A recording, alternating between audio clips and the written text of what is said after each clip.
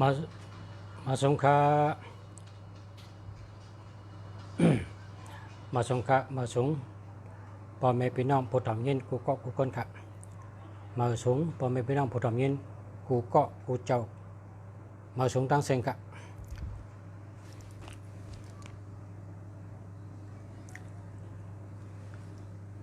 มาสงเคราะห์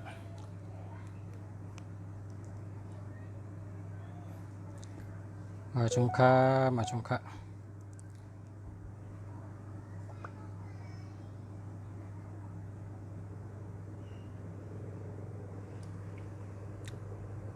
ทำได้เสียงกำเนาะมาสงเคราะห์มาสงเคราะห์ได้ยินเสียงหลังห้ามหลัง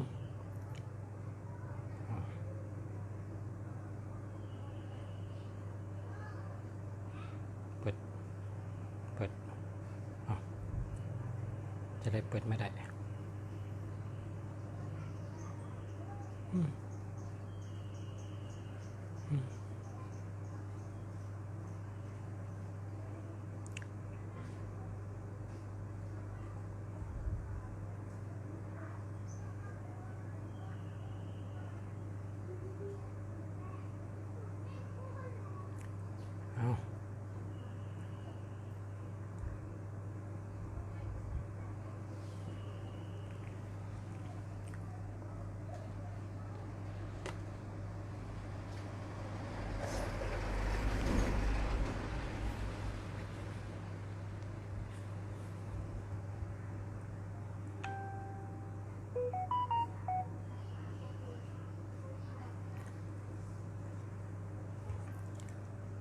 ต่างเมียวในหมดเจอ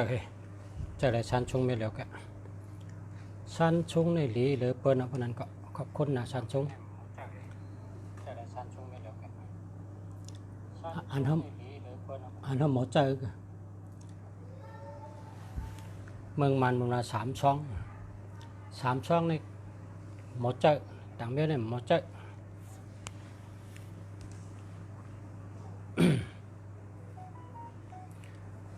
มาเอาค่ะมาในมาสืบโดยปันหมายพงพ่อแม่พี่น้องเขาหมายพงจ่องลีหมายพงจ่องมีเงินหมายพงจ่องรถเพหมายพงจ่องมีปัญญาบารมีพี่น้องถ่ายถ้าเชื่อจะนั่งก่อนนะนั่งก่อนนะอันเขาไม่ได้ไปต่างห้า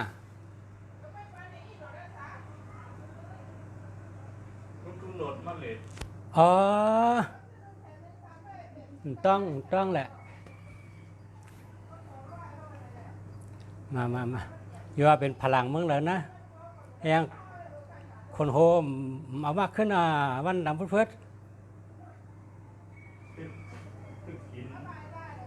กินกินแต่มีคนโฮขึ้นอันมาแล้วก็กำหนาถ้าตรงโรเน็ตเนี่ยตรงโรเน็ต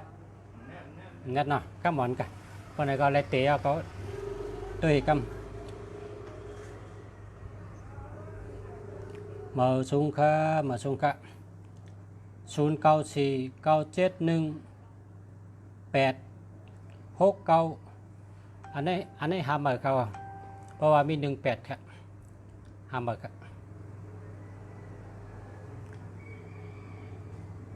มาสงเคราะห์ยินจมกะ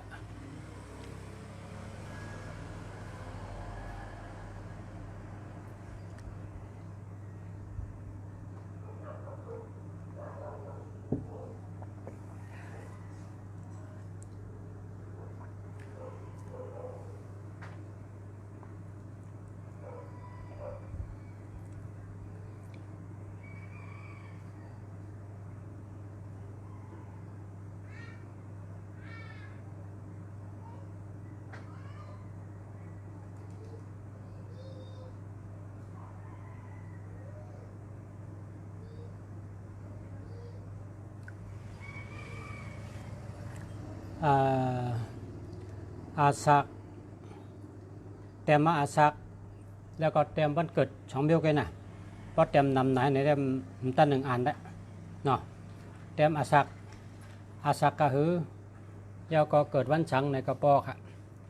มันนังว่าเกิดวันเสาร์อาชาค50เนาะ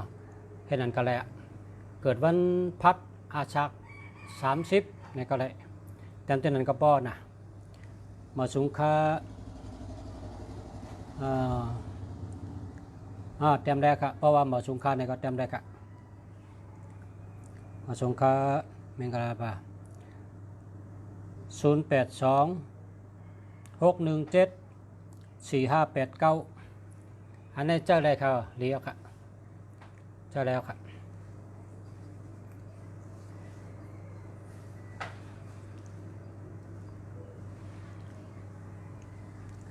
0823184188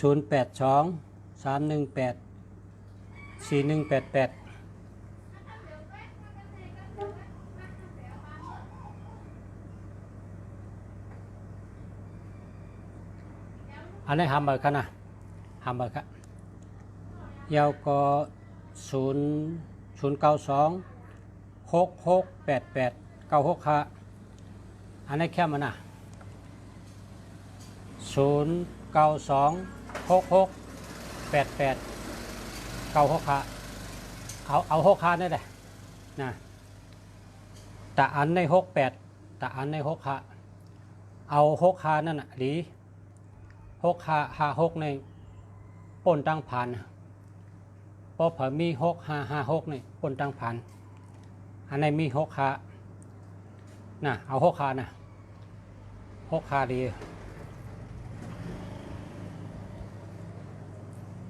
เพราะเป็นสลาเปตังสลาไตเต้นไตอ้างสลาด้วยไพ่สลาซ้ำลาย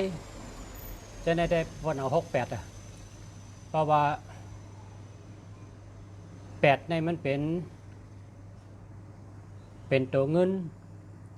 กูเมียวตัวเงินกูเมียวตัว8เนี่ย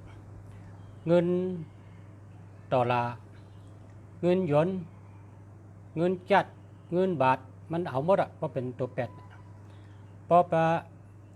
เหตุการณ์ขายเหล้าขายเนื้อขายปลา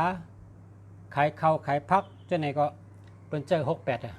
68ในมันกลับเป็นเงินกูเมียวในเอามากูเมียวเพราะว่านาการห่มเจอเมียวนั่นได้เจอ6ขานั่นน่ะนะ6ขาในเดียวเพราะนาการห่มแม่นจำหนังลุงชาวบ้านเมื่อกี้เนี่ยเวลาเพราะนาการห่มกับแม่นเจ้าหนังว่านะก็หลุดเจอ68เหมือนกันครับ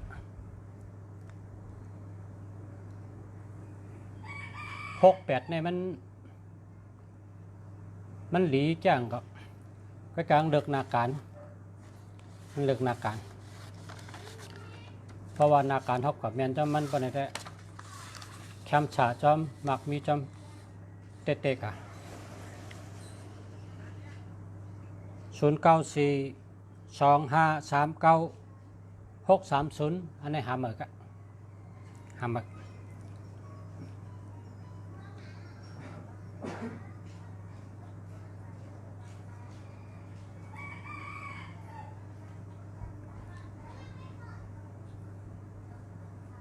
096861532553อันนี้ดีเขาในเจ้าแล้วค่ะ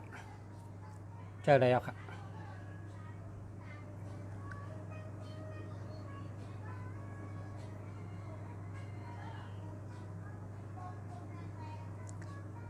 มาสูงค่า063-395-34919อันนี้ก็เจอเลยครับอันนี้919เนี่ยดีจ้ะเพราะว่าคนขายตั้งขายคนเหตุการณ์ป้ายมากมีเพราะเผยมี19เนี่ยอ่อนตั้งเปิ้นอ่อนตั้งเปิ้นว่าเหตุการณ์ช่างก็นะเหตุการณ์ช่างก็เปิ้นก็ถามว่าจ้องเนี่ยเป็นเหือหน้าการจ้องนะเปิดถามจากนั้นคำใต้นะเป็นเหือหน้าการจังแคมเนี่ยเพราะว่ามี19ได้แคมติเดีย19มันเฮ็ดให้หน้าการเท่านั้นคนหูจักน้ำ มันหนังตาวันน่ะตาวันเนี่ยมีเพิ่มหูจักมันน่ะมีเหตุก็คนที่หูจักตาวันน่ะเพราะมี1 เก่าในเป็นตาวันน่ะเพราะฉะนั้นพอเผยเหตุการณ์ไปมากปีเมื่อตั้งตัวเมื่ออย่าไปลืม1 เก่าหา1 เก่าเจอแต่ได้หลังแต่ได้ลือหลังปัจหลังก็เงินคำก็มาจอมอันเป็นหูจักนั่นเขาขายสังเขาขายตั้งขายเมี้ยวเลยเนี่ยเปิ้นก็ว่าเปิ้นหูจักเขาน่ะมังก็โลมังก็มโลมังก็เกียกมังก็เกียกตั้งขายเขาให้เขาเกียกกูก็มันก็มีเห็นเมี้ยวให้เขาอันก้นอันเจียกนั่นน่ะเดี๋ยวมาซื้อติ๊กๆก้นอันเจียกนั่นอย่าไปลืมละนะออกคะจมนำคะสาตินเตจิวสินเสียอลุกแต่สุยินกองตะลาอันเจ้าไหนก็เอา6 คานะ6 คาในเรียกว่าเพราะว่า6 คาในบอกว่าเป็นสลาเปิ้นเป็นโหนาเปิ้นเป็นก้นสั่งสอนเปิ้นแล้วก็เป็นผู้อ่อนโหเปิ้นนะ6 คาเนี่ยนะ6 คาเนี่ยมันเป็นตัวนับรอบขอบเป็นก้นรอบขอบค่ะ6 คาเนี่ยมันหู้กูเมียว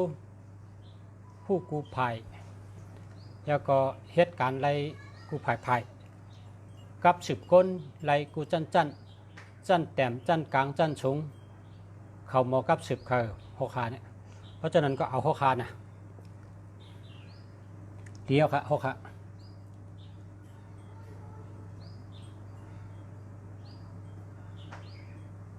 092 532 99 56 5อันนี้แค่มา063 81 62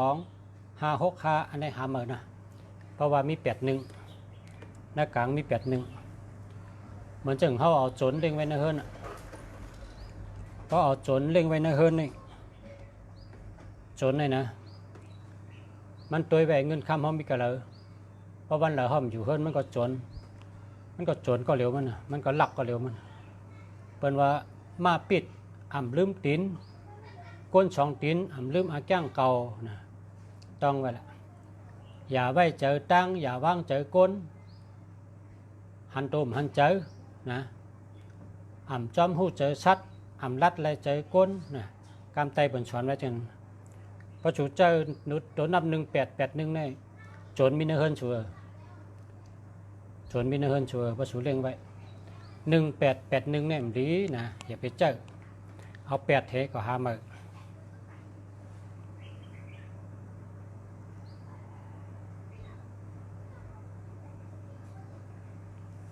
089357645อันนี้มี76นะ76ในเปิ้นจะ7667ในเปิ้นโกนะมันดีโกเพลงนะมึงนะอย่าไปเจอ7667ในเปิ้นจะก็หามานะ0991484538อันนี้เจอแล้ว062 939 4390ทำเลยครับเพราะว่าตัวเงินปะ094 212 53569อันนี้ทำเลย1221ในเปิ้นหัก1221ในเปิ้นหักนะทำเลยนะ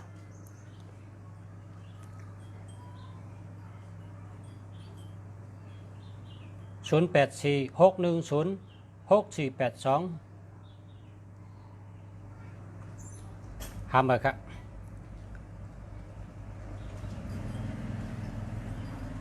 พอชาปันกัตถาเจ้าสังเกตเจนะ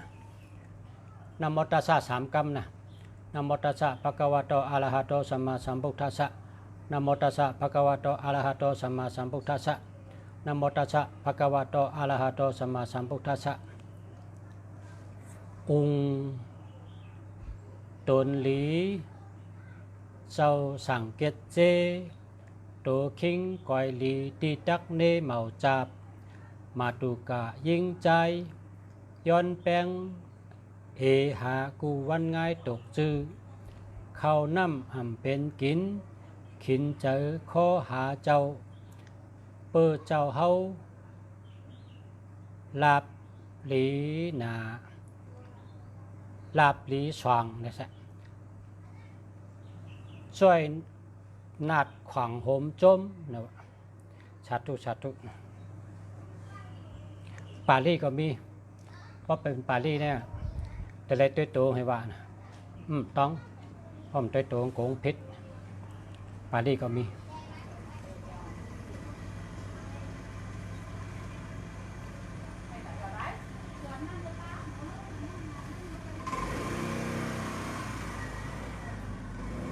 อัน องค์นะโม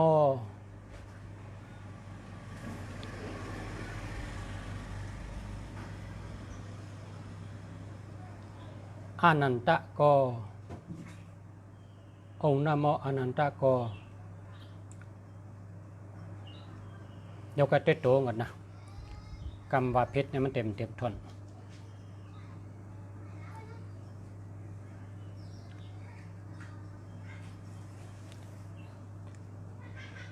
066131564อันไหนหาเมื่อนะ097661597